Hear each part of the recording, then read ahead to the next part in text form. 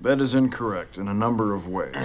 If only we knew then what we know now. On that note, here are 10 incorrect things that we believed about food 50 years ago. Turkey makes you tired. Half a pound of turkey, please! You may find yourself nodding off on the couch while watching the post-dinner football game after a substantial Thanksgiving feast. We credit our post-meal tiredness to the tryptophan contained in turkey. This amino acid is a component of the brain neurotransmitter serotonin, which, under the correct circumstances, may produce sensations of serenity, relaxation, and drowsiness. Turkey has approximately the same number of tryptophan as chicken, lamb, and beef, but less than Swiss cheese or pork, according to online sources. Tryptophan is found in turkey, poultry, and other meats, but is also found in other amino acids that block tryptophan from reaching the brain and raising serotonin levels. I am too tired. So what's causing the drowsiness after a Thanksgiving meal? Carbohydrates. These cause the release of insulin and make it easier for tryptophan to reach the brain and generate serotonin, which are blamed for a lot of the lethargy after a Thanksgiving meal. This indicates that eating carbs along with tryptophan-rich meals might make you drowsy. According to studies, eating larger than normal amounts of food, as well as ingesting the massive amounts of liquor that most of us end up consuming when seated at the table with our slightly wacky family, will tire out the brain.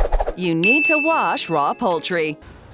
Chicken! This dispute has raged on for decades, but the data clearly suggests that chicken should not be washed. Washing raw chicken and turkey has the purpose of removing any germs that may be present. However, you're really spreading all of that bacteria all over your kitchen by doing so. Germs! Germs! Everywhere! Is that where you want those germs to go if tainted water spills in your sink, counters, dishes, and towels? The good news is that all you have to do to kill those terrible germs is cook the poultry. This effectively kills any bacteria, prevents cross-contamination in your kitchen, and ensures everyone's safety.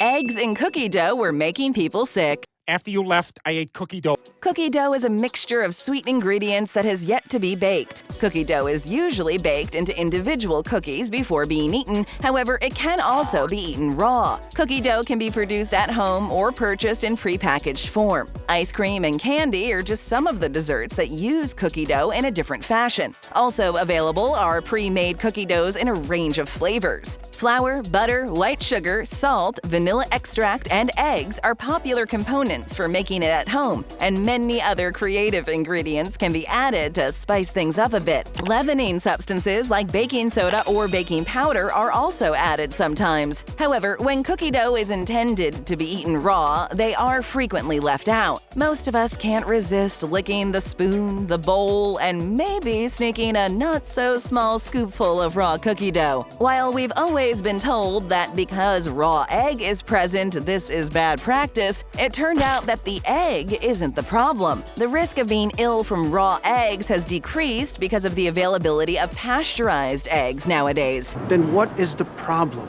It's the flour that's the unexpected hazard. According to a new study, E. coli may persist in a dry environment, like your flour bags, and convert your happy baking experience into a nightmare of foodborne illness. Fat is unhealthy. The Matrix is telling my brain that it is juicy and delicious. You'd be overwhelmed by a torrent of fat-free items if you wandered down the health food aisles of any supermarket in the 1990s. The origins of America's fat-bashing campaign can be traced all the way back to the 1970s, when the government began encouraging the public to avoid fat in order to avoid heart attacks and weight gain. However, that fat-free craze peaked in the 1990s when the whole country seemed to believe that fat was bad and carbohydrates were good. The food industry jumped on the bandwagon, producing everything from fat-free snack packs to low-fat yogurt. Are you sure that's fat-free? Oh, yes.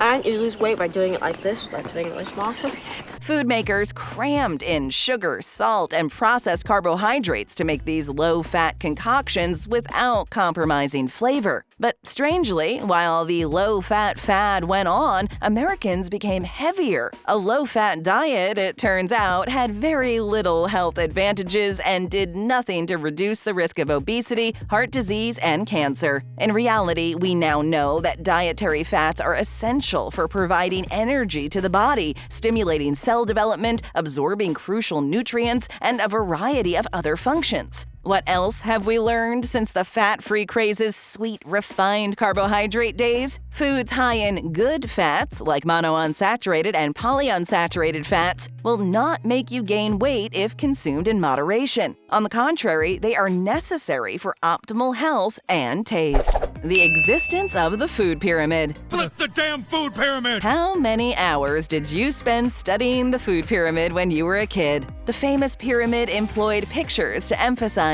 dietary recommendations such as the importance of diversity, moderation, and proportion of the foods you should be eating. The first food guide pyramid, however, had one big flaw. That was incorrect. The advice placed fats at the top of the pyramid and carbs at the bottom, advocating a low-fat diet that can lead to weight gain and increased cholesterol levels. The pyramid demonized all types of fats while ignoring the health advantages of monounsaturated and polyunsaturated fats found in olive oil, seafood, and nuts. The food guide pyramid tackled carbohydrates similarly, lumping all grains together and failing to clarify the key distinction between nutrient-dense whole grains and nutrient-deficient processed grains. Healthy proteins like fish and legumes were included together with less healthy proteins like processed red meats in the middle of the pyramid. Government dietary rules have undergone multiple revisions since their inception. Today, the USDA promotes the My Plate model, which emphasizes the significance of fruits, vegetables, and whole grains, while cautioning people against consuming too much salt, sugar, and saturated fat. Milk is the best source of calcium. Milk! Milk! Milk! Milk! Milk! Milk! If you grew up in the 1990s, you're definitely familiar with the Got Milk commercials. Throughout the 1990s and early 2000s, consumers were inundated with dairy industry advertisements showing celebrities with milk mustaches asking the popular question, Got milk?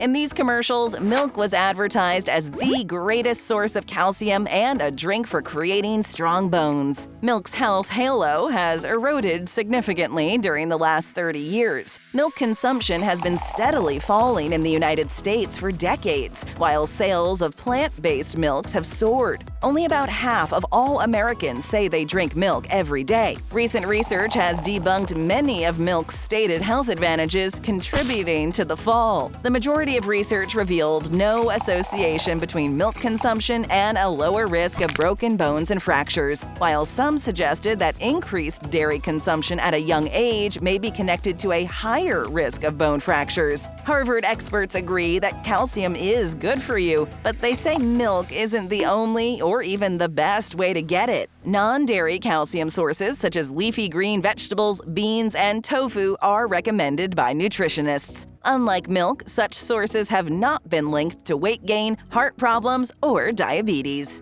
Cereal is healthy. Hey, Mom. Hey, hon. Look, there's some cereal on the breakfast table.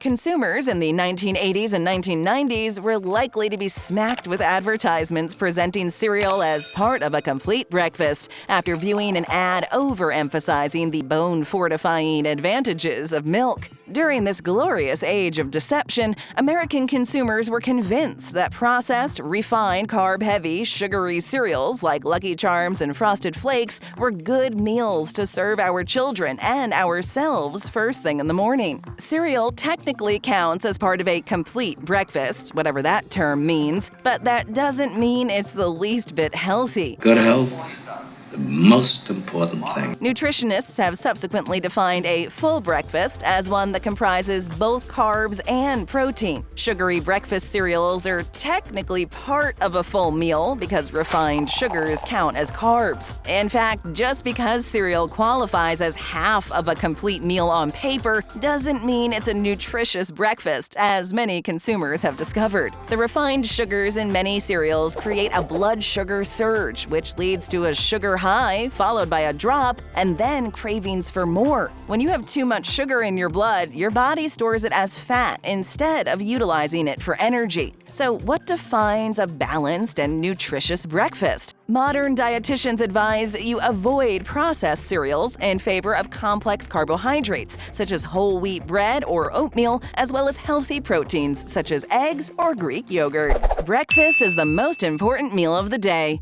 I want breakfast. You want breakfast? Did you know that the slogan, "Breakfast is the most important meal of the day," originated from a cereal marketing campaign in 1944? For years, having a meal first thing in the morning was neither a ritual nor a need. The Romans felt that eating only one meal per day was healthy, and breakfast was either a luxury for the rich or a necessity for laborers in medieval Europe. Breakfast had not become a cherished meal until the 1940s, when government nutritionists began to support cereal businesses in their insistence that everyone should start their day with breakfast. With the support of inaccurate and financially compromised studies, breakfast has maintained its status as the most essential meal of the day ever since. Time for breakfast. But we've lately realized it's not quite as accurate as we assumed. Breakfast's glorification is increasingly being questioned by health specialists. Since then, medical research has shown that missing breakfast has no negative impact on our health, performance, or weight reduction objectives. There is no compelling evidence that breakfast is more significant than any other meal in terms of overall health, cognitive function, or dieting, according to research.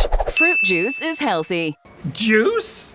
It's from fruit. It's like the healthiest stuff on the planet. Juice makers promote their goods as healthy beverages, but it's easy to recognize juices often include less than ideal ingredients. We may probably expect more than apples and oranges within that container if terms like fruit-flavored drink are used. Some companies advertise all-natural juices that appear to be made entirely of healthy components, but this can be deceiving. Cheating. Right. Not all preparation techniques provide the same final product. Cold-pressed juice is the current craze, but still may not be the healthiest. To extract the fruit juice, cold-pressed juice is pressed or macerated, which means it's not subjected to high temperatures, which may damage certain nutritional characteristics. Fruit juice had a high standing as a healthy drink in the 1990s. For years, the juice business has promoted its healthy image by using catchphrases such as 100% juice and fresh squeezed. Even when sodas were phased out, schools continued to provide lots of fruit juice to students. Unfortunately, fruit juice never really deserved its healthy reputation, according to recent studies. In fact, some juices have a greater sugar content than sodas. Fruit juice has large quantities of fructose sugar, which is difficult to digest since the body turns fructose into fat. Obesity, diabetes, cardiovascular disease, and other disorders become more likely as a result. Gum stays in your stomach for 7 years. But that's what you get from chewing gum all day. It's just disgusting. As a kid, you probably recall hearing that chewing gum should never be swallowed since it stays in your system for 7 years. The time-honored proverb has managed to embed itself in our mind, sounding a warning bell every time we chew a piece of gum, despite its origins being unknown. Make sure you don't swallow the gum. Various medical publications and scholars have questioned the concept that gum takes 7 years to move through the digestive system in recent decades. Chewing gum may flow through the digestive system at a slower rate, but it eventually passes through the body, generally in a matter of days, according to gastroenterologists. In rare situations, ingesting a considerable amount of gum in a short period of time might result in a huge, indigestible mass known as a bezoar, according to health authorities. Bezoars occur in the stomach or gastrointestinal tract when foreign items like hair or seeds bind together with sticky substances like gum, causing difficulties like constipation or abdominal discomfort. So while you shouldn't go about swallowing large wads of gum on a regular basis, don't panic if you swallow a piece every once in a while. It won't be in your system for the next 7 years. Searching for another great video? Just tap or click and smash that subscribe button and ring that notification bell.